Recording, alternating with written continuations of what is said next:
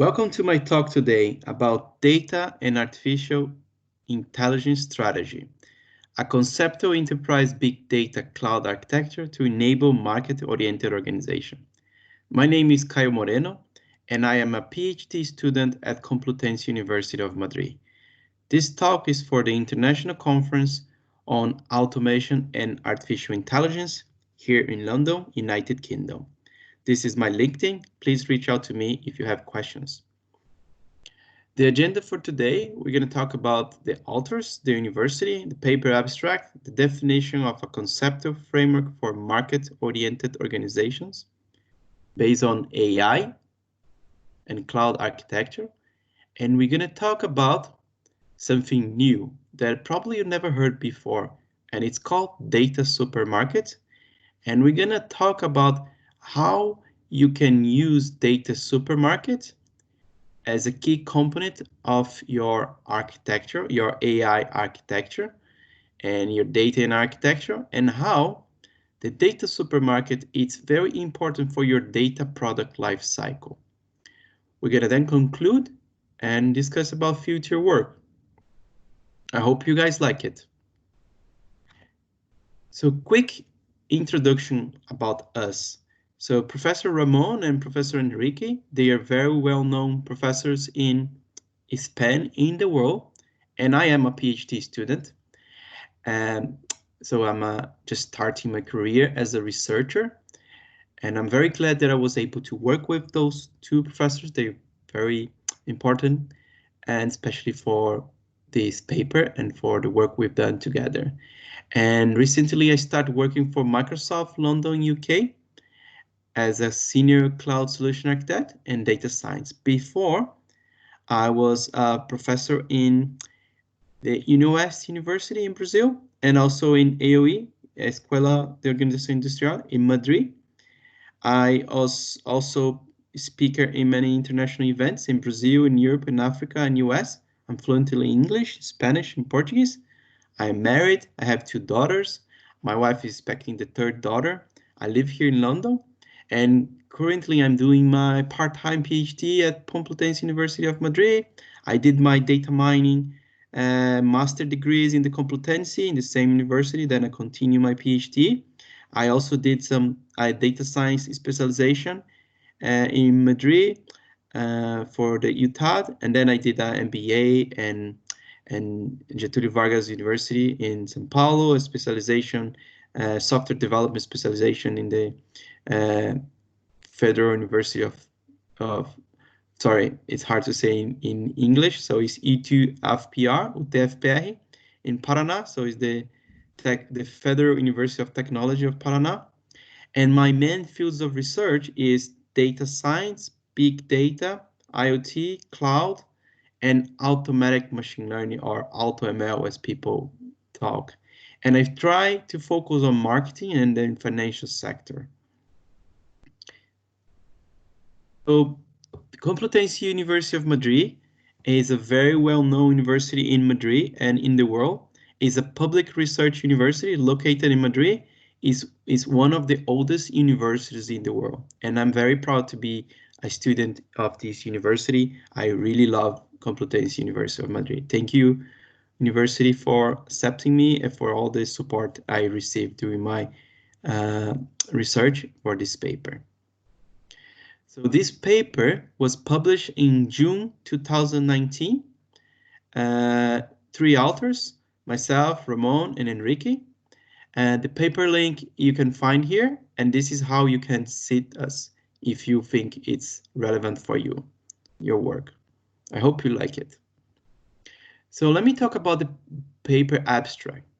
So market-oriented companies, when you think about a market-oriented companies, you need to think that a company that wants to be very focused on the market, they really need to rely on data.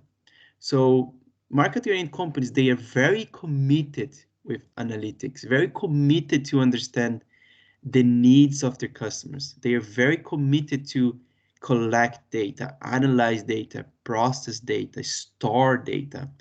And they want to do this in a very systematic and anticipatory manner. So most of the market-oriented companies in the last years, they defined that their main strategic objective for the next year was to become a truly data-driven organization in the context of big data. So companies invest many years of research and a lot of money to become a data-driven company. But then big data arrives, and then it brought new complexity to the game.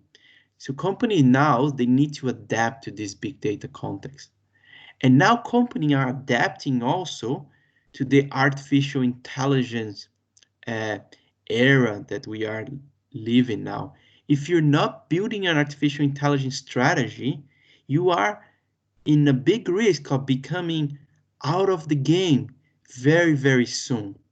So many companies, they are building what we call as well, an enterprise data platform. So a global platform to handle data for the whole company. But when you think about a global company, you can imagine how complex it's just to build an enterprise data platform for the whole company.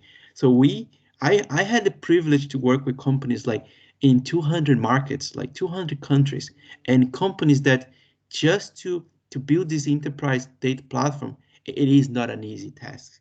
So this work that we've done is to help companies. So we are proposing artificial intelligence cloud architecture on how you can move from descriptive to prescriptive and leverage cloud service. They are available in many cloud providers, the public cloud like Google, uh, Amazon, and of course, Microsoft, the company that I work for, and they will give you the ability to deliver much more value in a shorter time compared to traditional approach. So when you think about a formal process of strategic planning, you have to specify the objectives, you have to generate strategies, and you have to evaluate strategy, and you have to monitor. So most of the modern organizations, they have invested for many years in a conceptual framework similar to the one proposed by Stone and Woodcock, and they explain how you should do that. So you can see that in the past, people have like the data house, the insight generation. So, and then you have actions and you have outcome.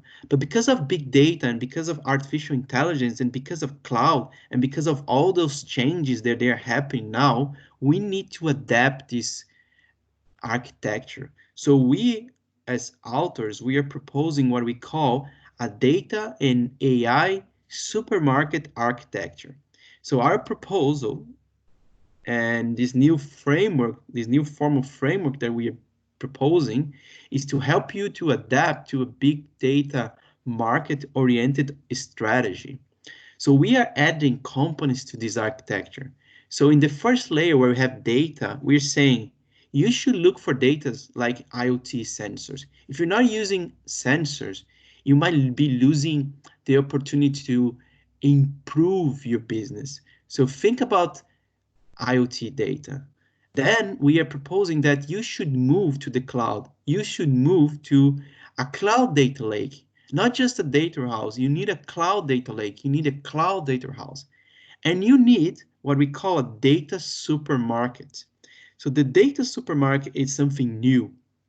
It's something that we come up with the concept, with the idea, and we are proposing that you need a part of your cloud data lake and your cloud data house, a specific area where you're gonna handle your data products, where you're gonna have a much higher level of security, and you're gonna be much more focused on delivering value with this data supermarket, and potentially you're going to be able to sell data products internally and externally. Of course, there's a lot of risk because when you think about building data products, it's a lot of experiments. So you don't know if your data product is actually going to be shipped. So there's a lot of research and development, R&D. But some data products, they can become very successfully, as some examples that we're going to show quick. And some data products, they can really change the way your company is working now. And you can even create a new company just to sell your new data product. Maybe your company have no space to use this new data product, and you're going to be able to build a new company, maybe a joint venture with another company, or just like a company to sell this data product. And this architecture is to help you to understand the important components that you need. So then after data supermarket, we are proposing that we need to use deep learning. That's something this is nothing new, but most of the companies they are already using. So you can use deep learning for object detection, you can use for text analytics. So there are many areas in the machine learning space that you can use deep learning to improve the accuracy of your machine learning models. And you can use AutoML to be able to allow much more people in your organization to build machine learning models with much more accuracy and much less and much quicker. And you can use cloud AI, and this is something that is very, very interesting that we are proposing, that you should leverage as much as possible service like, for example, Microsoft Cognitive Service, where you can use the object detection APIs, the speech APIs, the text APIs. They are all state of art, and they are there available for you to use. Instead of building things from scratch, you can just leverage those those cloud AI service, and you're gonna make data products much more quicker. You also could think about using chatbots. You can have a strategy that some people will contact you by chatbox, and then you can have the chatbox to do a triage using machine learning, and you can say, if this is something that I want a human to continue the call or the interaction, then I will send this to a human. So chatbots, they are being heavily used by companies. And I'll give you an example. Many organizations now in the world, they're using chatbots for coronavirus. So this whole pandemic that is happening in the world, people are using chatbots to help with the number of people seeking for help. And you can use chatbots for many other use case. You can have real-time alerts. You can use DevOps. DevOps, something that most companies are already using, but maybe this is not part of your architecture, and you should use it. And we believe that you should have an end-to-end data science lifecycle using machine learning ops and machine learning model management. So those are the components that we add to this architecture, and you're gonna have data, the data management solution for analytics, the insight generation, the actions, and the outcomes. And your big data architecture with governance, your data science team to build your data products and use your data supermarket to sell your products, even for a monetary value, internally, externally, will give you a lot of competitive. And then you can use these new products to take actions and to achieve business outcomes. So the data supermarket definition defined by the authors is a place to commercialize the data products generated by the insight generation process to other consumers, exchanging them for monetary value. So a data supermarket is a data lake with data privacy and data science. The data supermarket key component the data supermarket is a key component, and the company of the future will build and sell data products. And we can see this happening all the time with the truly data-driven companies and with the new companies that are already starting using cloud and using machine learning and data science and building data products. And we are just saying you should also use the data supermarket as a key component to enable data-driven organization to build data products and monetize their data. Sorry. So yeah, this is the life cycle, the data science life cycle. So you have data coming from client, from external, from many sources. You put this into your DMSA, you have the insert generation, and then you put this into your data supermarket where you host your data products and you sell this to the data consumers. And this is your data science life cycle to build data products and sell in the data supermarket. Sorry for the quality of the image.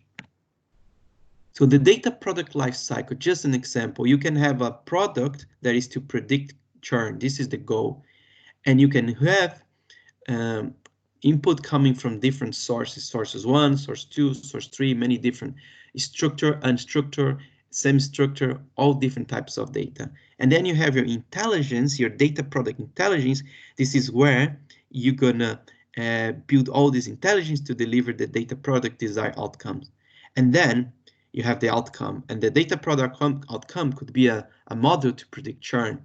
And you host this in your data supermarket, and you can share this, and you can sell that. You can even ask for a monetary value, and you can distribute this internally and externally. So there are a lot of benefits when you think about data products. So some data products, they can create for you new revenue streams. You can even build a new company that will give you new money. I'm going to talk about an example about Telefonica about that. You can have better products and servers for your own company. You can have operation efficiency, increase your operation increase, and you can even have a profit optimization. So there are many ways you can use data products to have significant benefits for you and your company.